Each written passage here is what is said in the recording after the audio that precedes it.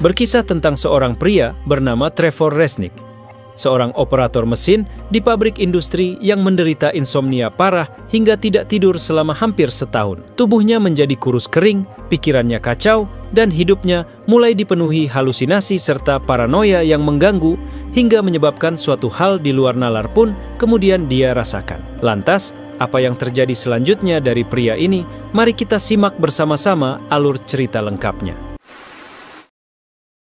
Seorang pria tidak tidur selama setahun hingga tubuhnya tampak seperti kerangka hidup dan pikirannya mulai kabur antara kenyataan dan ilusi. Suatu hari, ia melihat seseorang membungkus tubuh dengan karpet lalu membuangnya ke laut. Saat mendorong tubuh itu ke air, seseorang menyorotkan senter ke wajahnya dan bertanya siapa dia, membuatnya panik. Kembali ke rumah, ia mencuci tangan dan melihat catatan di cermin bertuliskan, "Siapa Anda?" Di meja, sebuah senter menyala ke wajahnya. Ia lalu berbaring dengan seorang wanita yang mengkhawatirkan kondisinya. Ia menolak makan, berpamitan, dan pergi kerja sebagai masinis pabrik. Saat mesin mati, atasannya marah, tapi pria itu membela diri dengan mengutip aturan. Meski dipaksa mengalah, atasannya memasukkannya ke daftar hitam. Setelah kerja, ia menolak undangan poker dan pergi ke kafe. Di sana, pelayan mengkhawatirkan penurunan berat badannya. Ia hanya minum kopi, lalu pergi. Di rumah, ia tak bisa tidur dan melihat berat badannya terus turun. Di tempat kerja, manajemen menyarankan dia periksa kesehatan dan tes narkoboy. Di mobil, ia tertidur dan bertemu pria asing bernama Ivan yang mengaku baru kerja dan menggantikan Reynolds. Malamnya, pria itu kembali bersama wanita yang sama, tapi menolak keintiman karena kelelahan. Ia menyarankan Ivan menginap tanpa bayar. Ivan bilang dirinya juga tak tidur selama setahun. Ketika mantan suaminya menelepon, wanita itu tak mengangkatnya. Di bengkel, saat membantu rekan memperbaiki mesin, Trevor melihat Ivan tersenyum dan mengisyaratkan gerakan menggorek leher. Terkejut, Trevor mundur dan tanpa sengaja mengaktifkan mesin, melukai tangan rekan kerjanya yang berteriak kesakitan. Trevor panik mencoba mematikan mesin, tapi gagal. Mesin itu merobek tangan rekan kerjanya. Trevor yakin dia sudah mengaktifkan penguncian mesin. Di rumah, ia gelisah makan malam dan menemukan tagihan listrik yang menumpuk serta catatan misterius mirip teka-teki algojo di kulkas. Ia mengunjungi induk semangnya untuk membayar sewa dan bertanya soal orang mencurigakan, tapi tak ada yang dilihat. Di kantor, Trevor menyebut Ivan sebagai penyebab gangguan saat kecelakaan, tapi manajemen menyatakan tak ada karyawan bernama Ivan. Saat melihat keluar, Ivan menghilang dan Reynolds terlihat menggantikannya. Trevor kembali ke kafe, disambut pelayan yang bertanya kenapa dia datang jauh-jauh hanya untuk kopi. Saat membahas rencana hari ibu, pelayan mengajaknya ke taman bersama anaknya, Nicholas. Trevor setuju. Di kantor, rekan-rekannya makin khawatir dengan sikap Trevor, tapi dia mengabaikan mereka. Saat melihat mobil merah Ivan, Trevor mengejarnya. Ivan mengajaknya bicara di bar. Trevor mengeluh karena semua orang menyangkal keberadaan Ivan. Saat Ivan pergi sebentar, Trevor menemukan dompetnya berisi foto Ivan dan Reynolds, memperkuat keyakinannya bahwa dia sedang dipermainkan.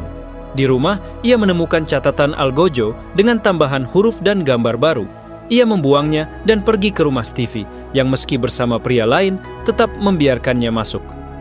Trevor yang makin bingung merasa semua orang bersekongkol melawannya. Hari libur, Trevor ikut pelayan dan Nicholas berjalan-jalan dan berfoto di komedi putar. Tapi ia mengalami kilas balik aneh. Saat pelayan menerima telepon dari mantan suaminya, Trevor diminta menjaga Nicholas dan mereka pergi ke wahana. Di dalam, Trevor melihat halusinasi mengerikan. Tangan putus, anak tertabrak, mobil terbakar. Nicholas jatuh sakit dan pelayan datang membantu, mengungkapkan bahwa Nicholas epilepsi. Trevor mengantar mereka pulang, merasa bersalah dan terus meminta maaf. Melihat Trevor yang sedih, pelayan mengajaknya masuk untuk minum anggur. Mereka mengobrol dan pelayan bertanya soal tip besar yang biasa diberi Trevor. Ia menyarankan untuk menontonnya bioskop saja jika ingin mentraktir, yang disambut Trevor dengan senang hati. Saat ke dapur, Trevor melihat jam menunjukkan pukul 3:30 dan menemukan kartu hari ibu di kulkas yang mirip dengan yang ada di rumahnya. Di rumah, Trevor mengambil kembali catatan Algojo dari tempat sampah dan mengisinya menjadi kata ibu. Esoknya di kantor, bos memindahkannya ke mesin lain. Di sana, dia bertemu Miller yang sudah keluar dari rumah sakit. Trevor meminta maaf dan Miller tampak menerima. Saat memperbaiki mesin, Trevor merasa tangannya tertarik ke dalam, tapi rekan kerja bersikeras mesin tidak aktif. Semuanya hanya ada di pikirannya. Frustrasi, Trevor mencari foto sebagai bukti, tapi foto itu hilang. Ia menyerang rekannya, dan bosnya memutuskan untuk memecat. Sesampainya di rumah, listrik padam. Dengan senter, ia mencari foto yang hilang, tapi tak berhasil menemukannya. Lalu pergi ke kafe mencari Ivan. Tak ada hasil, ia pergi ke rumah Stevie dan mengaku akan berhenti kerja demi Ivan. Di rumah, ketukan pintu membuatnya siaga. Tapi ternyata hanya Nyonya Shrike yang mengeluh tentang kebocoran. Setelah ia pergi, Trevor melihat cairan mirip darah bocor dari kulkas. Ia melirik catatan Algojo lagi dan melengkapi huruf-huruf menjadi nama Miller. Trevor mendatangi rumah Miller dan menuduhnya merencanakan kecelakaan sebagai balas dendam. Tapi Miller menyangkal. Saat keluar, Trevor melihat mobil merah Ivan dan mencoba mengejarnya, mencatat nomor platnya. Dalam prosesnya, ia nyaris tabrakan dan mobilnya mogok. Trevor pergi ke departemen kendaraan bermotor untuk mencari pemilik mobil merah, tetapi diberitahu bahwa data hanya bisa diberikan lewat polisi jika ada kejahatan. Ia pun membuat laporan palsu di kantor polisi, mengklaim ditabrak oleh Ivan. Namun, polisi menemukan bahwa mobil yang ia laporkan justru terdaftar atas namanya, Pontiac Firebird, merah tahun 1965. Yang katanya hancur setahun lalu. Terkejut dan bingung, Trevor mencoba kabur. Polisi mencurigainya dan mengejar, memaksa Trevor bersembunyi di terowongan kereta bawah tanah.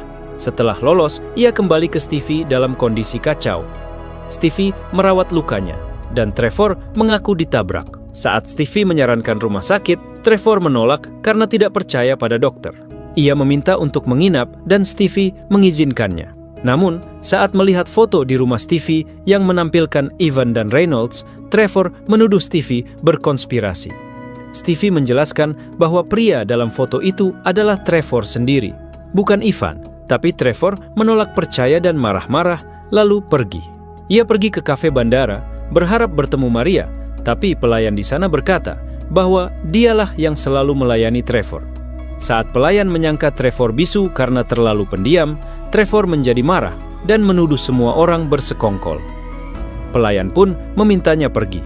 Trevor pulang dengan panik. Trevor melihat Ivan bersama Nicholas di dekat rumahnya dan panik.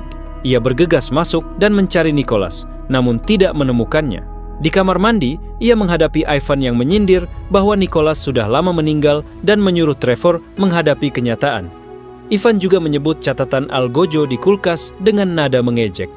Terprovokasi, Trevor menyerang Ivan. Tapi Resnick muncul dan menyerang balik, menggorek leher Trevor. Namun, saat membuka tirai kamar mandi, Trevor hanya melihat bak mandi kosong. Di lemari es, ia menemukan cairan aneh, kepala ikan, dan makanan busuk. Ia membungkus tubuh Ivan dengan karpet dan membuangnya ke laut. Tapi saat karpet terbuka, tubuh itu menghilang. Ivan muncul lagi dan menertawakannya. Kembali di rumah, Trevor menatap cermin dan akhirnya mengingat semuanya. Setahun lalu, ia menabrak anak kecil hingga tewas dan melarikan diri. Didorong rasa bersalah, ia melengkapi catatan Algojo menjadi pembunuh. Keesokan paginya, ia memberitahu Nyonya Shrike bahwa ia akan pergi dan menyumbangkan barang-barangnya. Ia berkendara ke kantor polisi dengan Ivan di sampingnya, menyerahkan diri dan diminta menulis pengakuan. Namun, Trevor hanya ingin tidur. Duduk di sel, ingatan tentang kecelakaan itu kembali menghantuinya. Ia merenung, apakah setiap kejahatan akan selalu dihukum? Film pun akhirnya selesai. Bagaimana menurut kalian?